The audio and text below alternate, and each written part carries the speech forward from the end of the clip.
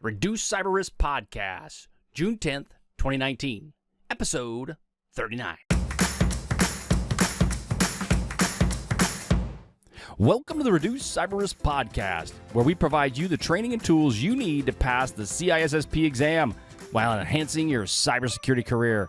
Hi, my name is Shon Gerber, and I'm your host for this action-packed, informative podcast. Join me each week as I provide the information you need to grow your cybersecurity knowledge so that you're better prepared to pass the CISSP exam. All right, let's get going.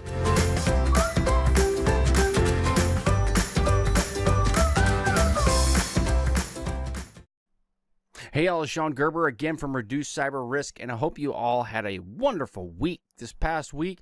I apologize. I had to take a little bit of a break from Reduce Cyber Risk. I had to go to China for some business work, and outside of that, though, it was a great quick trip. It was out and back in no time at all, but now I'm back and able to finish this up, and actually worked out really well while I was on the airplane. I got a few things kind of knocked out as I was going to deal with providing with Reduce Cyber Risk going forward. And one of the things that we're going to do is I'm focusing this specifically, each of these Reduced Cyber Risk podcasts are going to be focused specifically on a domain within the CISSP training. And today's training, we're going to be focused on Domain 6, which will be a security assessment and testing. So we're basically talking about cybersecurity integration, CISSP training specifically, and then an exam question. That's how we break it up at Reduce Cyber Risk. And so the first one about cybersecurity integration is going to be on what is a security assessment / testing. What exactly is that? And I've got the article that we got from what found out online to kind of go through that a little bit, and I think that's from InfoSec Industry, if I'm not mistaken. And then where the CISSP training is going to focus specifically on conducting or facilitating security audits. And then the last part about the exam question is going to be about conducting a penetration test. And of these, I've all done each one of these in different forms of fashions. And so we're going to kind of go over each of these, what the CISSP test requires of you, and then also some real world examples around how you can make this work for you and the company you decide to go work for if you're not already working for them. All right, let's get going. Okay, on the CISSP cybersecurity integration piece, this is from InfoSecInstitute.com, and it's security assessment and testing. And this was an article that they had put out, and it basically came down to what exactly is security assessment and testing. So I'm going to kind of go through some of the key bullets they had and add my little information to that as well. But it's very good kind of spell out of what exactly you should expect as doing a security assessment and doing some various testing. Now, the purpose of doing this assessment and testing is to scrutinize the systems for possible vulnerabilities, risks, and threats.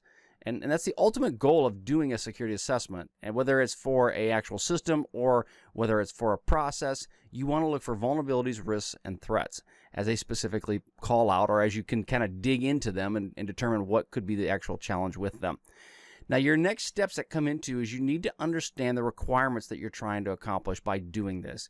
This would also include situational analysis to understand the exact situation by which you are going to be utilizing this process or device. It could be a situation where you have a device that is utilized on the web because it's a SaaS solution that you are now injecting data into, and it's going to provide information and output for you. So that could be part of it. It also could be an application that you all decide to put on Amazon AWS and run the application in the cloud that way. And so each of those have a little bit different vulnerabilities and different risks to them. And so you're going to have to understand what are those risks associated. It could be the simple fact of it is now you've got a SaaS solution that may be storing your data. And so the risk is one, accidental loss. Now, could it be from the company themselves? Could it be from a hacker getting your account? I don't know. It also could be, if it's the S3 bucket situation, could it be the fact that you don't have multi-factor set up on that device? So then there's an account issue where you would have to focus on who's accessing this data. And then can you verify? Do you have logs for this data? So that would be some of the situations you might want to start to consider. Then as you create this policy, you may come in and say, you know what, all SaaS solutions have to do this. So anything that is a software as a service solution sitting in the cloud must follow this specific criteria and this specific policy. You could have it where also that anything that is utilizing S3 or Amazon AWS has to follow this criteria. So by doing that, you're setting yourself up to be where you're going to be evaluating yourself against your policy and how that's being updated. Then you need to go through the documents and review those and determine what works best and are they make sense for the individuals. Does it actually have some teeth behind it? Is it, I like to call the KISS test, where it would keep it simple, stupid, because you really want the ability to keep this policy as simple as possible. You do not want to make it complex and overly burdensome. Because if you do, what's going to happen is nobody's going to listen to it and pay any attention to it. And therefore, what's the point? It's just a piece of paper and it has nothing behind it. And the purpose of the policies is not to beat people over the head with a stick. It's to give them guidance and direction in the event that you're not there and that they can understand that. Because guess what? You're not going to always be there. You'll get the bigger job, making bigger money, but it doesn't really matter. At some point, you're not going to be there. So you need to have these policies in place to help with that. You also need to deal with risk identification, and this will help pull out what are the risks that are associated with your SaaS solution or your Amazon solution. So you need to pull those out, and that's how the identification will occur as you do an assessment. It also will be with data analysis. You'll understand where is the data going, who has access to the data, is the data protected while it's in transit, while it's sitting at rest. All of that is a key aspect. And I've talked about this before on Reduce Cyber Risk, that if you focus on, it's all about the data. Where's the data going? Is the data protected? Why is it protected? All of those key aspects, that will go a long way in setting yourself up for success as it relates to protecting your systems. You also need to look for reports or briefings, and this can provide this for you, because at the end of it, you want the ability to give out, chunk out some level of report that you can provide to senior leadership on how things are going. Is there an assessment done? Because what will happen is as you come up with this plan, most likely there's going to be somebody else that's going to have the same type of solution or situation come up for them. And they're going to, if you have this all written out and documented, it's real easy, especially if someone comes to you and says, hey, I got this. Can you fix it? Can you check it out? Well, if you've already have this documented in a central repository, it's now easy for someone to go, yeah, go check this out. And if they go check out the repository, see if it's in there, and it's in there, it makes things a whole lot easier and streamlined. So those are some points to think about from key steps as you're moving forward. Now, from a CISSP knowledge and understanding part of this, you need to focus on what are the international legal issues that focus on doing a security assessment. Security assessments can be very tricky, and you need to understand what are the legal implications of doing one. Two, if they don't have any legal implications, what are the nuances to the legal aspect in which you're going to be doing this assessment to. So for an example, if you're going against the European Union, what are GDPR requirements versus in the United States? They're very different. And because they're different, then you need to focus on, well, it's pretty hard to have a finding on something that is extremely different than what your current company or country is. So those are important aspects for you to know. Also, what are the investigative techniques that you need to do to dig this information up? Can you just run a scan? Do you have to do interviews? What are the things to find out the different vulnerabilities that may exist? And practically implement forensic procedures. Can you go through what does it take to, if you're going to dig out this information, can you use forensic type activities to do that? What are the threats and vulnerabilities that are associated with that? Again, this comes back to knowing what is your risk, what is the threat to this data and to these systems. And then any third-party governance that could need to be in place for managing these systems. So say you have a SaaS solution. Do you have the third-party governance model in place to deal with these third-party solutions? Now, you're dealing with security testing techniques. There's different aspects around this. So when you're coming to doing a specific assessment of the testing focus of this, you have ethical hacking, which is your white hat hacking. Now, that also can kind of come into the testing around penetration testing, but these are people that are specifically focused on testing the system and what are the vulnerabilities with it. They call them white hat just because they're doing it from a research standpoint. Now, you're dealing from a penetration testing. This is where they find a lone vulnerability, and this is where the ethical hacker may do this. They find a lone vulnerability, and they will then exploit that hole, that place.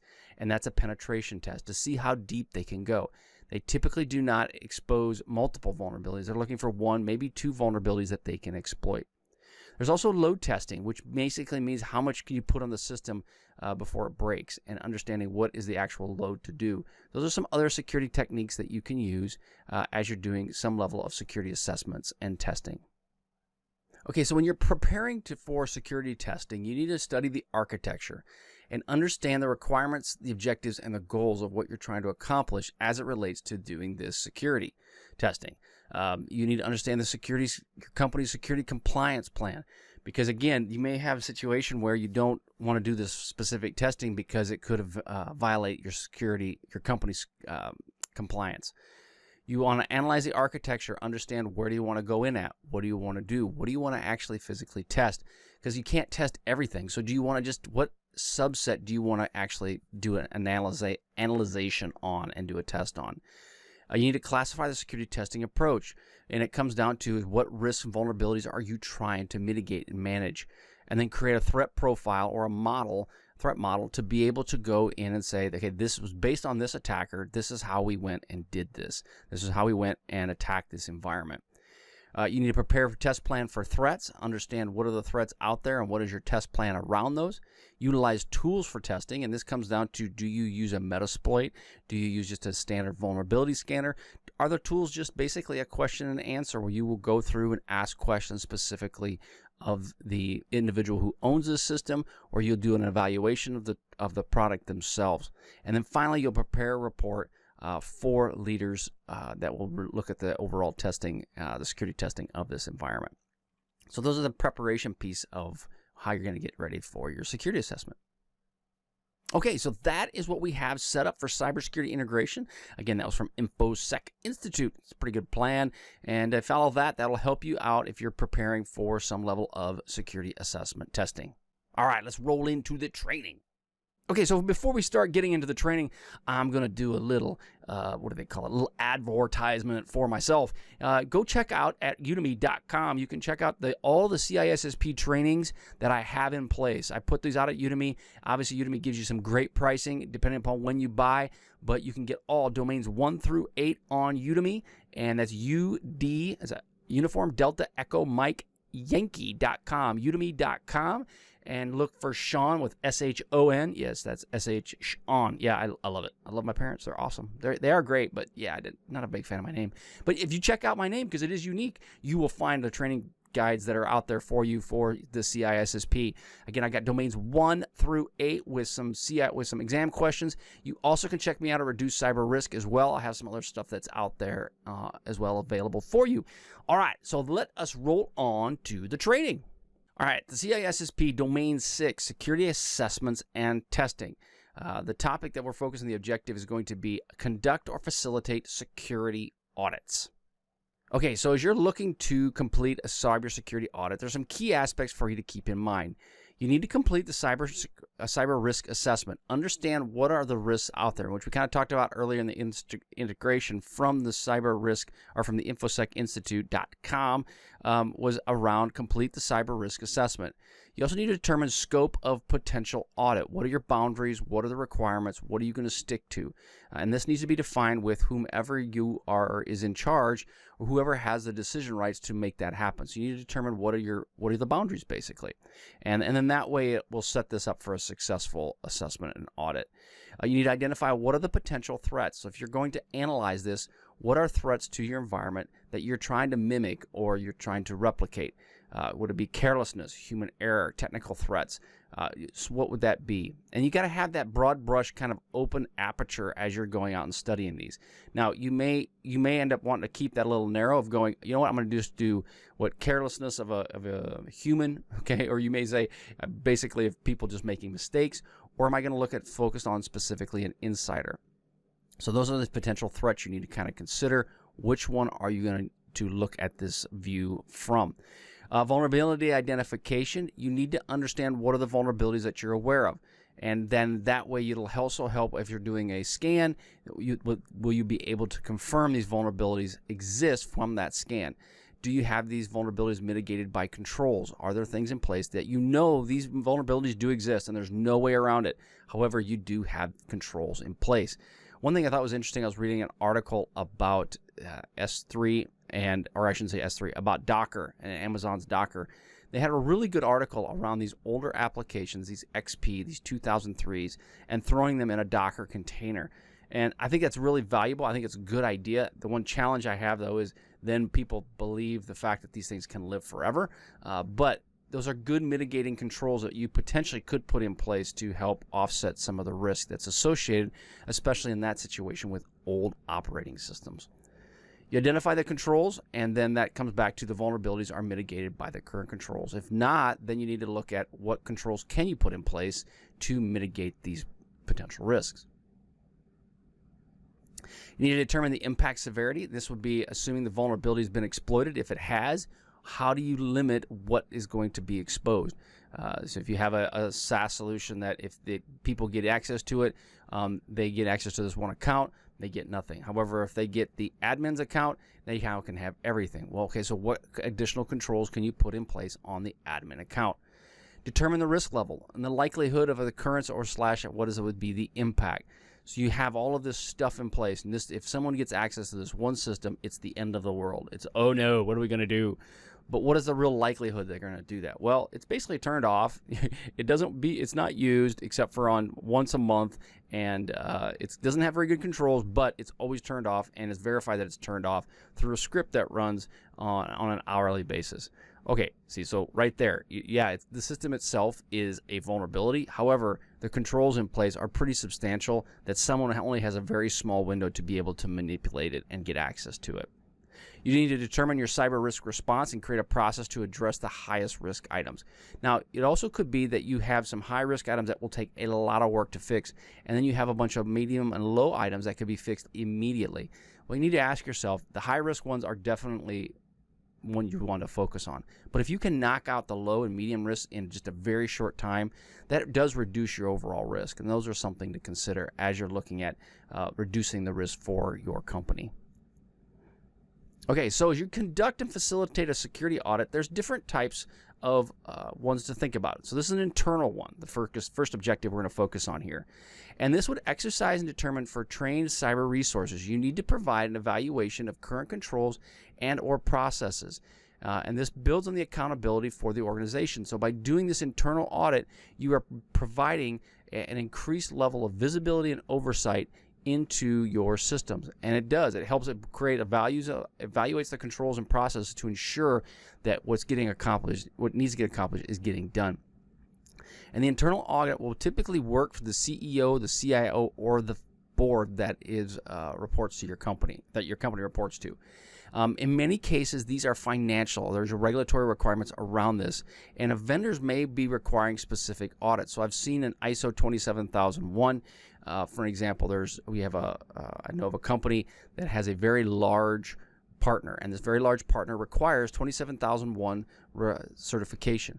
Well, it does require audits, and it requires them on a routine basis. Now, it may require an internal audit, or it also may require a third-party audit or external audit, which we'll talk about in a minute. But bottom line is you need to have some level of audit, and it needs to be documented with a report, and that's some of the requirements that they have. So you need to understand, what are the requirements? Do you have to have an external entity do this? Do you have to accomplish it to begin with? Can your internal resources do it? Does it have to be an internal third party? Can it be your IT team or your compliance team? Who does this need to be? And this needs to be defined pretty well as you are looking to move forward in this space. Some other key aspects is this needs to be understand if it's planned annually, if it's practical. If you can do that annually, that'd be great. But you may or may not. Depends upon the requirements, right? So if the requirements state that this has to be done annually, well, then obviously you got to plan for it annually. But if it doesn't, then can you get away with it once every 2 years or so? You need to understand when that's going to happen and plan for it so that it doesn't disrupt your operations. You need to have your IT, your legal, your human resources, all of them need to be involved as you're moving forward. The scope will determine your duration, and this could be the system, facility, the group locations. All of that will be determined by the scope that you are trying to do this assessment on. So is it going to be one facility in a remote location? Is it going to be everything globally? Is it going to be just a closet in a specific room that holds all of your super secret stuff? Those are all the things that you need to come and understand how are you going to do it. You need the right to audit clause, and this could be in contractual agreements that you have with third parties. you have the right to audit them, especially if they are holding your data. But you need to build that into the contract or into the SOW that you have with them, the statement of work. So all those key aspects need to be considered as you are building out this for your company. Okay, and this objective it's external and third parties, which we've kind of alluded to a little bit just in the internal aspect. So external parties are to provide an independent assurance of what exactly is occurring. And outside auditors will be used for many times as external entities, and these could be your P&G or your what do they call them? PWC, Coopers, your Deloittes. They could be other third parties that maybe are smaller mom and pop shops, but you could have those third parties involved as well. And they need to be contracted. This needs to be set up and specified specifically what you're trying to accomplish with them. And they need to also give you some level of understanding of what they're auditing you to. It could be ISO 27001. It could be NIST. Any one of those was fine based on what the auditors are saying. But you need to understand what are they actually auditing you to. They may have some specific subject matter experts that they're going to bring in to help with this, or they're may even augment some of your internal staff as they do it. So you got to understand, how do you want to roll this out? Typically, this is on behalf of government agencies, and it's typically in the financial space. That's where a lot of regulatory requirements come in on these external audits.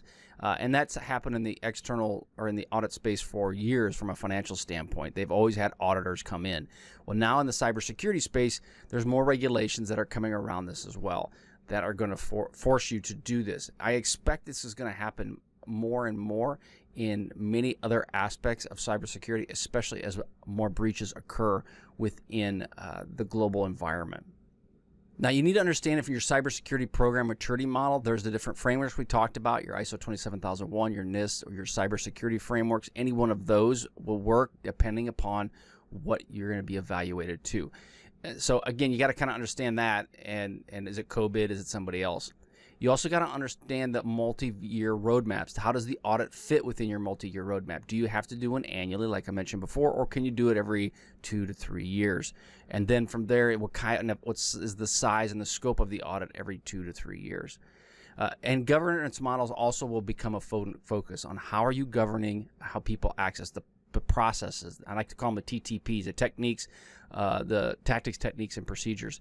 How are you going to deal with that, and how do they monitor those?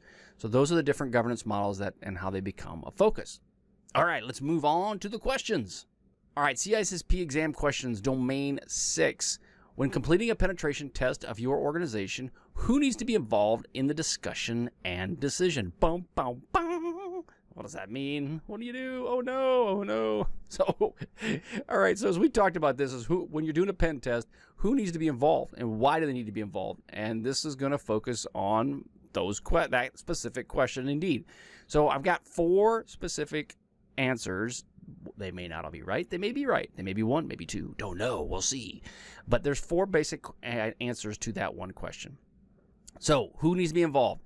A, no one. Informing people that the penetration test will occur will taint the results, resulting in waste. I've heard that happen, definitely. B, everyone. It is important that people don't feel duped. That is, the test was designed to trick them. They don't feel like they've been kind of pushed over, that the test was there just to kind of play stump the dummy, or hey, where's the idiot? That's not the point, right? So that's everyone. C, key personnel. It is important to focus only on telling the decision makers, influencers, i.e. CEO, CIO, legal, public affairs, and compliance. Could be a couple others in there, but that's just kind of gives you an idea as it relates to the penetration test. So it's just some key people. Or D, none of the above. All right, so what do you think? Music, please. And the answer is key personnel, letter C. It's important to focus on only telling the decision makers and influencers. Now, I say that, okay, it's the CEO, CIO, legal, public affairs, compliance, as it relates to the penetration test. I say that, just talk to them first, okay? They may want everybody to know about it. It will taint the results if you let everybody know, depending upon how much time and lead time you've given them. I've seen situations that have come up where someone has given them a lot of time to let them know what's going on. And it ends up being a situation where then they go and they start making changes, so it affects the audit a bit. If you tell them right before you do it, that's one thing, but it's not a bad idea to tell people, especially the key people that are involved. And if you're going to be targeting a specific system, like say you have a website that you're going to be doing a pen test on, it's important to let IT know potentially if they're going to react to that.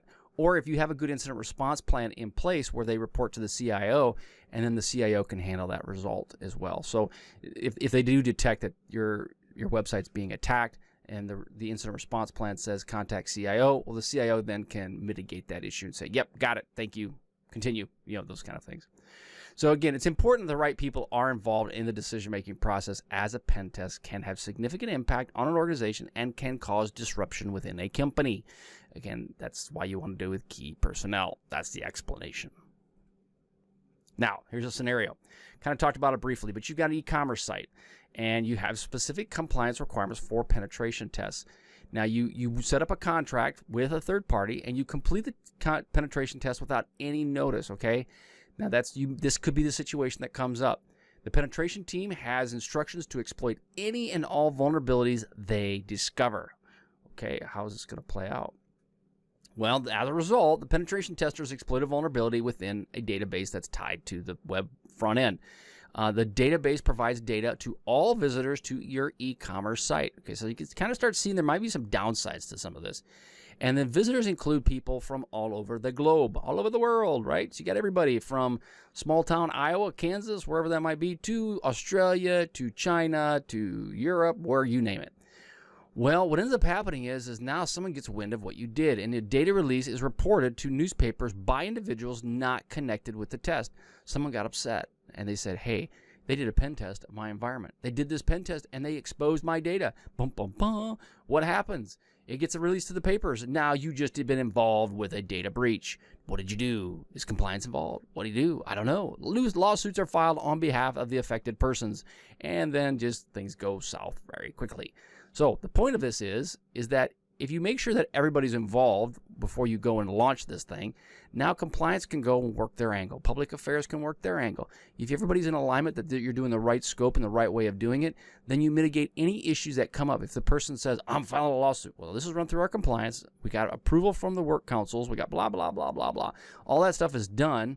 Then when the shoe falls, the ball drops, it's not a big deal because guess what? It's all been worked through compliance and everybody else, the legal and all leaders are involved.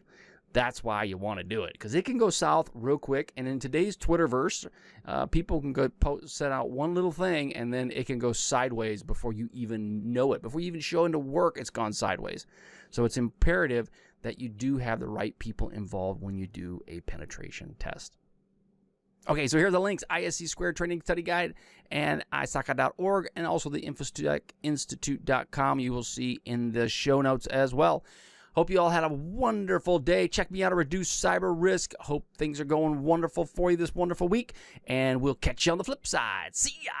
Thanks so much for joining me today on my podcast. If you like what you heard, please leave a review on iTunes, as I would greatly appreciate your feedback. Also, check out my CISSP videos that are on YouTube. Just search for Shon, that's S-H-O-N, Gerber, and you'll find a plethora of content to help you pass the CISSP exam. Lastly, head over to Reduce Cyber Risk and look at the cornucopia of free CISSP materials available to all my email subscribers. Thanks again for listening. See ya.